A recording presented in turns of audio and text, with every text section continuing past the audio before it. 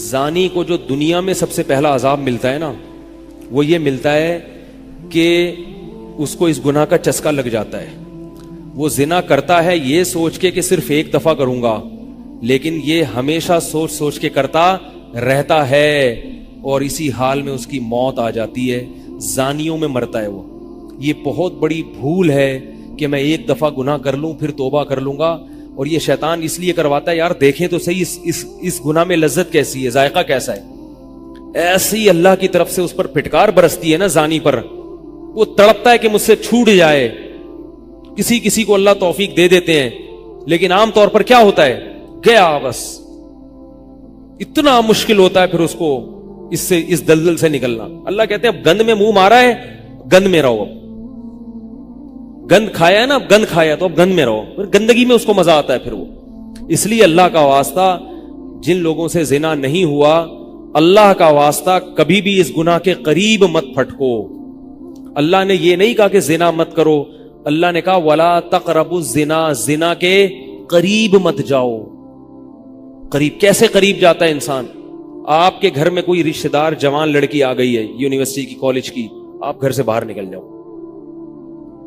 بعض دفعہ ایسا ہوتا ہے، لوگ مجھے بتاتے ہیں کہ کوئی میری رشتہ دار خاتون آئی، جوان تھی، کزن تھی، گھر میں میں تھا، وہ اکیلی تھی، وہ آ گئی تو میری بڑی عجیب کنڈیشن ہو گئی، میں بہت پریشان ہو گیا، بہت مشکل سے بچا. میں ان سے کہتا ہوں آپ گھر سے نکلے کیوں نہیں؟ یہ تو آپ قریب تو چلے گئے نا.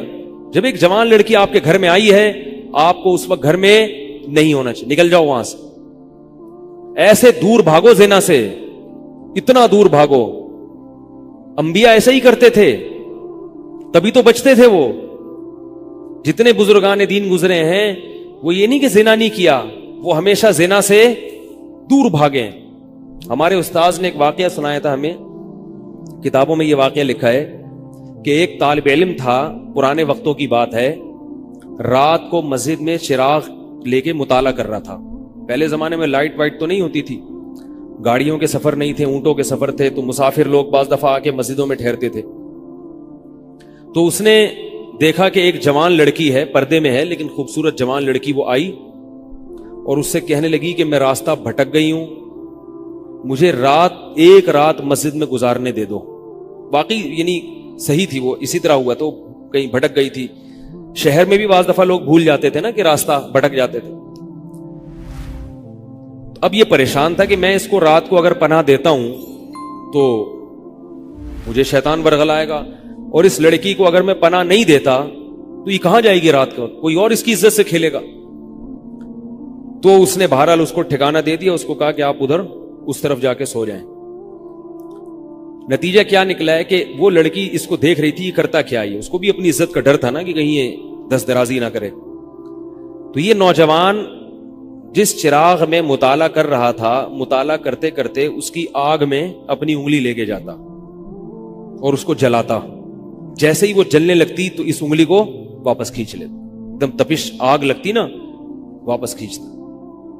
پھر تھوڑی دیر بعد یہ انگلی اس میں لے کے جاتا، پھر واپس کھینچتا. پوری رات یہ کرتا رہا ہے اور اپنی انگلی کو جلاتا رہا ہے. صبح جیسے ہی ہوئی ہے، اس نے فوراً، صبح صادق ہوئی نا فجر کی اذان کا وقت، اس نے فوراً اس لڑکی سے کہا یہاں سے چلی جاؤ، فوراً یہاں سے فوراً چلی جاؤ. اس نے کہا اللہ کی قسم اس وقت تک نہیں جاؤں گی جب تک تم یہ معاجرہ نہیں بتاؤ گی، رات تم نے کیا ہے. تو کہنے لگا یہ میرا اور اللہ کا معاملہ ہے، میں تمہیں نہیں بتا سکتا. اس نے پھر اللہ کا واسطہ دے کے کہا، اس نے کہا میں جاؤں گی نہیں یہاں سے جب تک بتاؤ گے نہیں. اس نے کہا شیطان مجھے ورغلا رہا تھا کہ ایک جوان لڑکی ہے، اجنبی ہے، کوئی دیکھنے والا نہیں ہے، کوئی دیکھنے والا نہیں ہے، تو زنا کر لو اس سے، کوئی دیکھنے والا نہیں ہے. شیطان مجھے لے کے جاتا تھا تو میں اپنی انگلی آگ میں جلاتا تھا، اپنے نفس کو یہ سمجھانے کے لیے کہ دنیا کی آگ برداشت کر سکتا ہے، جہنم کی بھی برداشت کر لینا، جہنم کی بھی برداشت کر لینا. پھر اور اگر تجھ سے یہ برداشت نہیں ہو رہی تو وہ کیسے برداشت کرے گا؟ کہہ رہے جب میں آگ میں جلنے لگتا تھا نا تو میری چیخ نکلتی تھی کہ یار یہ نہیں ہو رہی تو وہ کیسے برداشت ہوگی.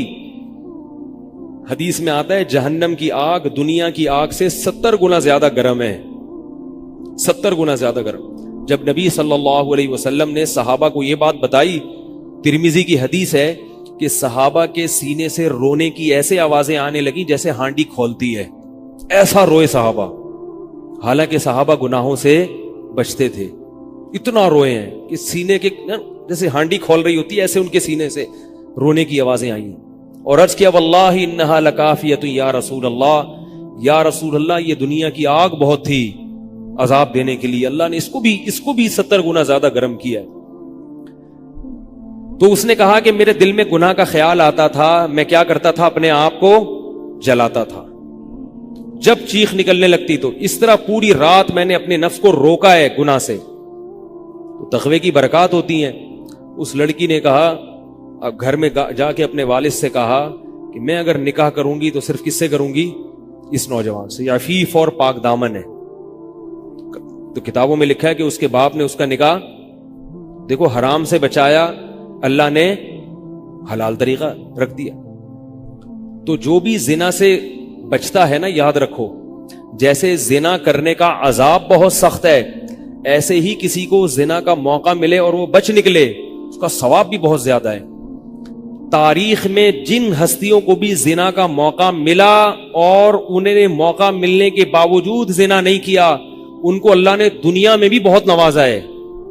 میں اکثر ایک واقعہ سناتا ہوں، ہمارے ایک دوست ہیں امریکہ میں، بلکہ امریکہ سے بھی ایک دور علاقہ ہے، اس کا جگہ کا نام میں بھول گیا۔ انہوں نے میرا یہ بیان سن کے مجھ سے ملنے کے لیے آئے تھے، وہ مجھے پہچان گئے یہ بیان سن کے، ممکن ہے یہ بھی میرا یہ بیان سنے وہ۔ یہ میرے والد صاحب کا واقعہ ہے۔ میرے والد صاحب جب امریکہ گئے، کنوارے تھے اس وقت، میرے والد صاحب بہت ہینڈسم تھے، خوبصورت تھے، اور اتنا چوڑا تو ان کا سینہ تھا اور ایسی چوڑی چوڑی کلائیاں تھیں، بہت ماشاءاللہ اللہ نے ان کو مردانہ وجاہت دی تھی، اور آواز ایسی تھی جیسے ببر شیر ہوتا ہے، بہت ہی خوبصورت آواز تھی، بڑی زبردست پرسنالٹی تھی۔ آپ جائیں ابھی ہمارے محلے میں جا کے لوگوں سے پوچھیں کیا خوبصورت پرسنالٹی تھی والد صاحب کی ہمارے۔ جب انتقال ہوا ہے نا میرے والد صاحب کا، تو پورا محلہ رو رہا تھا، پورا محلہ۔ مسجد کے امام صاحب جب بھی جنازے کا اعلان کرتے تھے نا تو روتے نہیں تھے، ہزاروں میتوں کا اعلان کیے تھے۔ میرے والد صاحب کا جب مسجد کے امام صاحب اعلان کر رہے تھے، 3 دفعہ اعلان کیا، تینوں دفعہ روئے ہیں، اتنی لوگوں کو ان سے محبت تھی۔ تو یہ کیسے ہو گئی، یہ کیسے ہو گئی؟ کیوں اللہ نے ان کی محبت لوگوں کے دلوں میں رکھ دی، اور کیوں اللہ نے ان کو اتنا نوازا؟ والد صاحب نیوی میں تھے، امریکہ جب فرسٹ ٹائم جہاز گیا ہے، کنوارے تھے اس وقت، تو کنوارا لڑکا پاکستانی یا انڈین ہو، پہلی دفعہ امریکہ جائے، وہ بھی کنوارا، کوئی روکنے ٹوکنے والا نہ ہو، اور گناہ کی دعوت ملے، بچنا کتنا مشکل ہے۔ تو والد صاحب، یہ میں نے والد صاحب سے براہ راست نہیں سنا، ہمیں ایسی باتیں والد صاحب نہیں کرتے تھے، کسی ذریعے سے سنا میں نے کہ تمہارے والد صاحب نے یہ واقعہ ہمیں سنایا، کسی نے مجھے بتایا۔ کہتے ہیں کہ جب وہ گئے تو ایک خوبصورت انگریز لڑکی آئی اور ان کو گناہ کی دعوت دی۔ اب ایک دم پہلی دفعہ کسی پاکستانی نے یہ چیز منظر دیکھا ہو، ٹھیک ہے نا، امریکہ کا ایک منظر ہوتا ہے نا، اب تو لوگ موویز میں اتنا دیکھ چکے ہوتے ہیں نا، اس وقت تو ڈرامے فلمیں بھی نہیں ہوتی تھی، موویز بھی نہیں ہوتی تھی، تو پہلی دفعہ ہی دیکھا تھا یہ ایسا منظر، تو وہ گھسیٹ کے لے گئی اپنے گھر۔ جب یہ کہیں گھر پہ گیا ہوں نا تو مجھ پہ اللہ کا خوف آ گیا، میں نے کہا یہ کیا کر رہا ہوں میں۔ وہاں جا کے واپس بھاگے ہیں۔ ادھر پہنچنے کے بعد وہ عورت غصہ ہو رہی تھی کہ اگر تم نے یہ کام کرنا نہیں تھا تو میرے ساتھ آئے کیوں میرا خرچہ کرایا تم نے، کیوں خرچہ کرایا میرا؟ تو آدمی اور شرمندہ ہو جاتا ہے نا کہ یار۔ تو والد صاحب کہتے ہیں کہ میرے دل میں خیال آیا کہ میں نے زندگی میں کبھی یہ گناہ نہیں کیا، اور میں یہاں پہلی دفعہ آیا ہوں، اگر میں اس گناہ میں پڑ گیا اللہ کی نظر مجھ سے ہٹ جائے گی۔ واپس بھاگے۔ بڑا مشکل ہوتا ہے ایسے موقع پہ۔ اس وقت ان کی عمر ہوگی 22 یا 23 سال، زیادہ سے زیادہ 24 سال ہوگی، تو بھاگے ہیں واپس۔ تو والد صاحب کہتے تھے، جنہوں نے مجھے یہ واقعہ سنایا، کہ مجھے کہنے لگے کہ تمہارے والد صاحب کہتے تھے کہ اس کے بعد میری زندگی میں کیا آیا ہے؟ انقلاب۔ پھر اللہ نے قرآن کی تلاوت کی توفیق دی، حفظ قرآن تھا، بھول چکے تھے، روزانہ ایک قرآن پڑھنے کا معمول بنا پھر، تاکہ قرآن دوبارہ یاد ہو جائے۔ جہاز پہ 3 سال امامت کی، داڑھی بڑی رکھ لی ماشاءاللہ، اور پھر اتنی عزت اللہ نے ان کو دی۔ اللہ نے ان کے، ہمارے سب بھائی ماشاءاللہ داڑھی والے ہیں، سب بہنیں شرعی پردہ کرتی ہیں، سب بھابیاں پردہ کرتی ہیں۔ گھر میں کیا آ گیا پورا، حالانکہ اس وقت شادی نہیں ہوئی تھی، لیکن یہ اثرات کہاں منتقل ہوئے ہیں؟ خاندان میں پورے۔ پورے خاندان میں منتقل ہو گئے نا.